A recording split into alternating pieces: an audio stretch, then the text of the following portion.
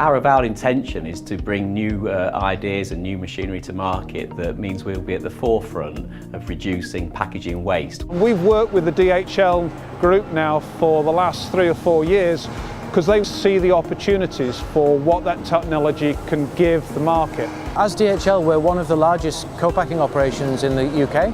We co-pack for a number of fast-moving consumer goods clients, packing anything from aerosols to advent calendars. The standard process in industry for packing aerosols for transit is to wrap them in a shrink-wrap film. That process involves going through a hot heat tunnel. That is inherently dangerous. This machine from TrakRap is different. It uses cold wrap technology, pre-stretches the film and wraps it round the product so it tightens that product together for transit.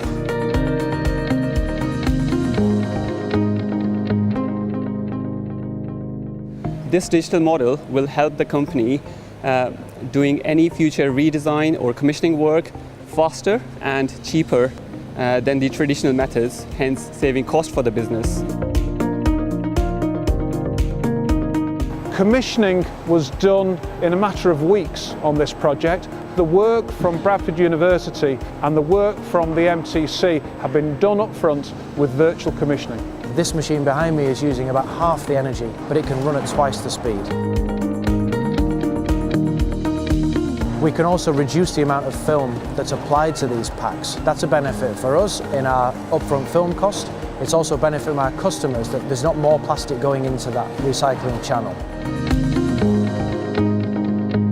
Because digital manufacturing means that it's not just automation, it means that you can connect up the whole value chain and your whole enterprise so you understand the data, you know what's going on. It enables a lot of different business models to all of a sudden make sense. So for example in this project, because they have a digital twin which they can use remotely, they can follow a servitization model.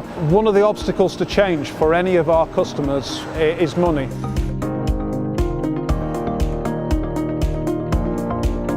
The traditional route of raising capex for new equipment would certainly prevent and limit our growth. Therefore, a servitization model where the customer is paying for the service on a pack-by-pack basis was definitely the way forward for us. So by using Siemens Financial Services, we are able to both create the cash that we need to invest further in the business, but also give our customers the lowest possible cost of ownership through a paper wrap system. It really de-risks it for DHL. We can bring the machine in, we just use it when we need it and we just pay for the film that we use.